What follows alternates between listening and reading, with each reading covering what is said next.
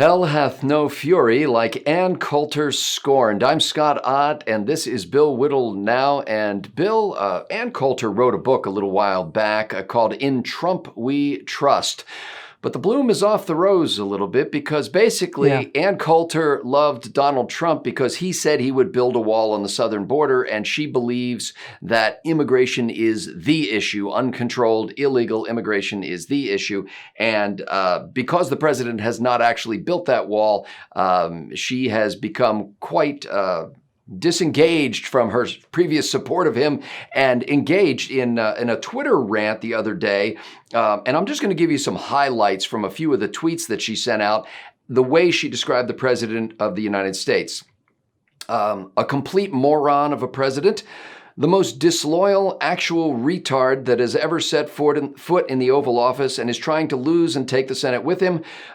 She says Trump didn't build the wall and never had any intention of doing so. COVID gave Trump a chance to be decent, but he couldn't even do that.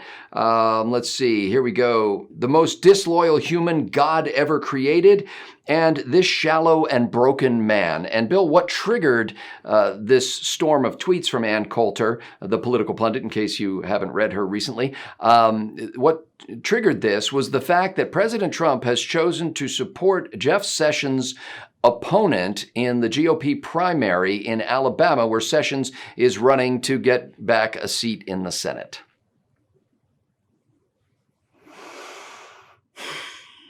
You know, there's so much wisdom in the 11th commandment handed down to us by Ronaldus Magnus. For those of you who may not be familiar with this is Ronald Reagan's admonition that thou shalt not speak ill of Republicans. And I think that's, generally speaking, good policy. We have enough attacks out there, and we have enough fighting to do against the overwhelming mass of media and pop culture and so on, to really spend a lot of time on infighting. Needless to say, I disagree with Ann on this. I've met Ann and I liked Ann. I don't know. I think some of this, I think a lot of this comes from the fact that she was really the first person that I can remember to say that Donald Trump not only could win, but was going to win. I remember her saying that on a show. I think it was Bill Maher's show. And people just, the audience just broke up in her uproarious laughter. And she stuck to it. And that can't have been easy. I have been personally attacked to maybe 1 or 2% of the level that Ann Coulter gets personally attacked. And I know how troubling that can be. And I suspect that after having been his for a while there, basically his only cheerleader, and then his biggest booster, for him to run on this campaign promise, and then look, I don't really think she can say he's not building the wall. You could certainly say that he's late in building the wall compared to how much of a campaign issue it is, but I don't see personally. I don't see anything that warrants that degree of reversal. In fact, well, here's what she sees, Bill. And it's not just immigration. It's specifically, it's this case where she says, look, you're now Jeff Sessions, immensely popular guy in Alabama, served in the Senate for a long time, is running for a Senate seat, and Trump steps into that race. Speaking of speaking ill of a fellow Republican, he's slapped down Sessions on a number of occasions, and he's endorsing Sessions' opponent, which Coulter thinks is a recipe for defeat to the Democrats, and she holds up as an example Trump's backing of, or I can't remember which way it went in this case, but the Judge Roy Moore race that he intervened in, and it did not turn out well for Republicans. And she's saying, what are you trying to do? Yeah. You must think you're going to lose because you certainly are hurting your chances of having a Senate that supports you. Well, I certainly don't think that Trump thinks he's going to lose. I don't think Donald Trump ever thought he was going to lose anything. That doesn't mean he didn't, but I don't think he ever went into anything thinking he was going to lose. This is... I imagine that Trump's action here is justified by personal feelings towards Sessions, especially regarding his recusal from the whole Mueller thing, the whole Russia thing, all of which took 3 years of the president's focus and turned out to be nothing. and needless to say, Sessions was fired by the president. So I'm sure that Donald Trump has a pretty big chip on his shoulder regarding Sessions, and I don't know the details on the inside, but I suspect that he's probably got at least a case to be made. This kind of thing is, yes, to say, look, this is my take on it for what it's worth.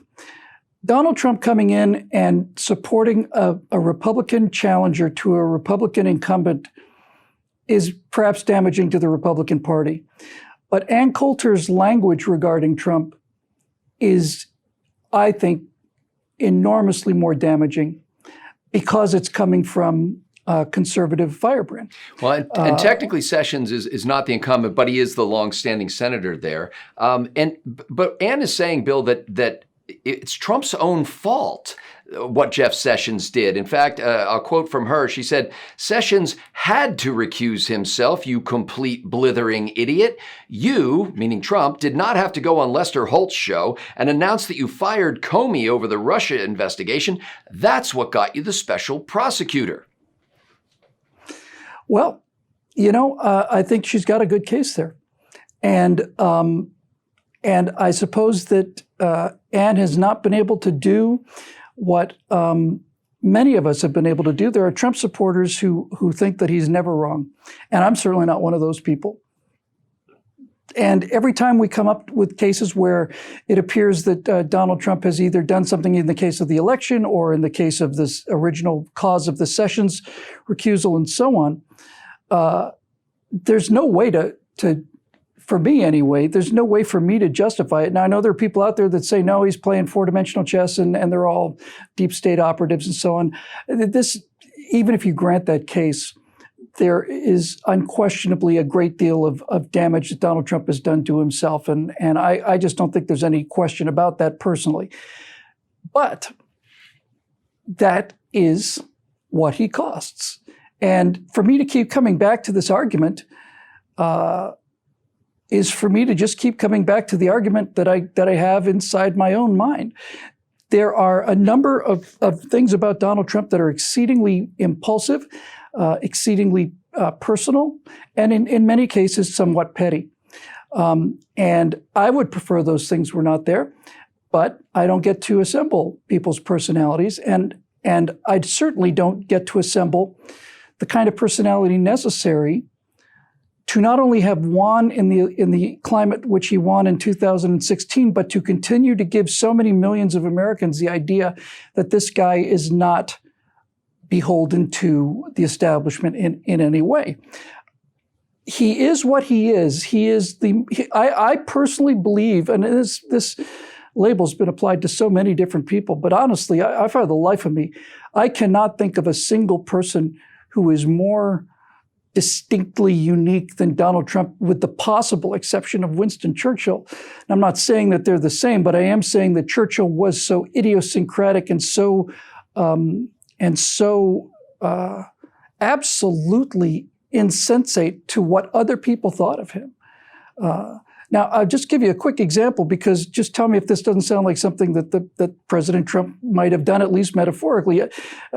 Sometime early in his career, Winston Churchill was taking a train across the desert, and he tried to take a bath at least twice a day. He had very sensitive skin, all the rest of it. And he hadn't had a bath in quite a while. He's on this hot, sweaty train. They find out that there's a bathtub somewhere in the back there, like an iron bathtub. And so he gets some people, some of his soldiers or servants, to take this bathtub out in the middle of the desert, just a couple yards away from the railroad tracks, fill it up with hot water from the boiler on the train. And then he walks out there stark naked and takes a bath for half an hour, 45 minutes, gets up, dries himself off, gets back in the train. Now, that's not exactly the kind of behavior you would expect from a prime minister of the United Kingdom.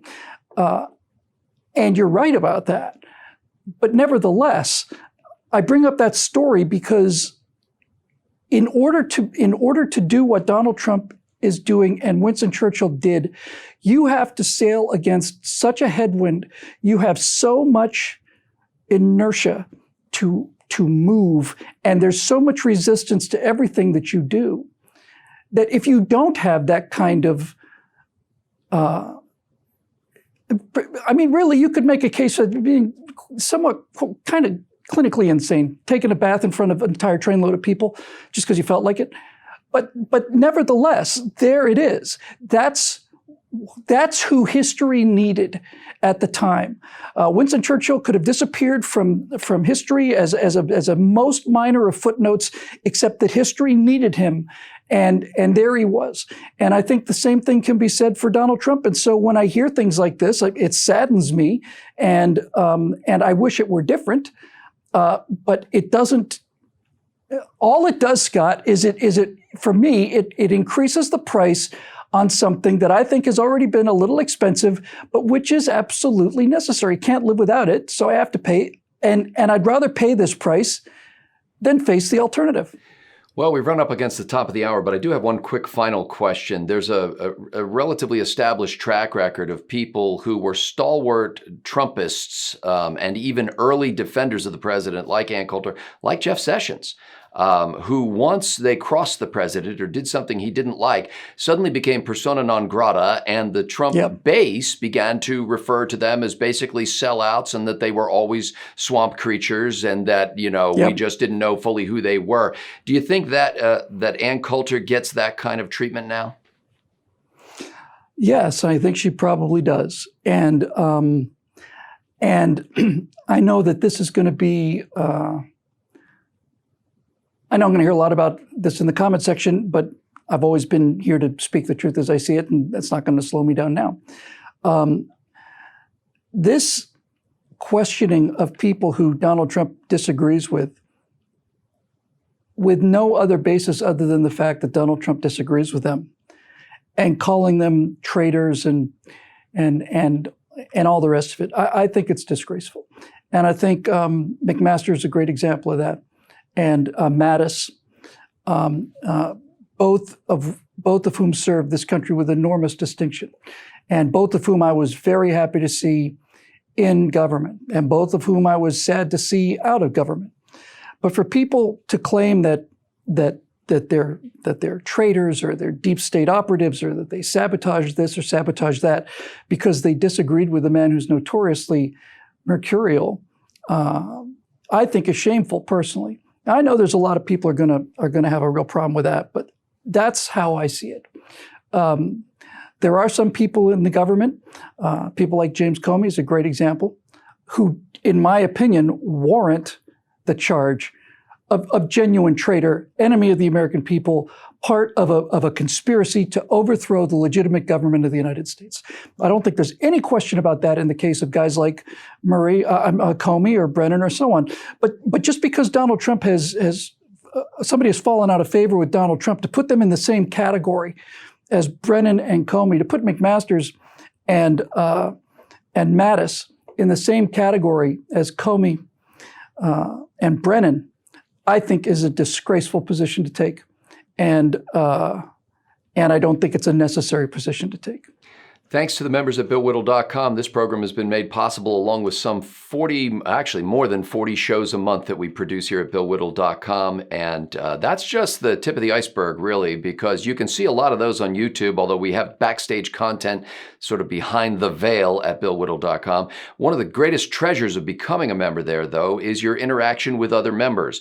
The fact that you get to interact in the comments sections and even send private messages. There's a private directory. There's a member written blog. You can become a blogger at BillWhittle.com, or you can extend your experience as a blogger at BillWhittle.com and share your opinions with folks who are like-minded and will engage you in civil dialogue and thoughtful questions and ideas. And frankly, a lot of fun. If that sounds like your kind of people, why don't you go to BillWhittle.com right now and click that big green Become a Member button. For Bill Whittle, I'm Scott Ott. Thanks for watching.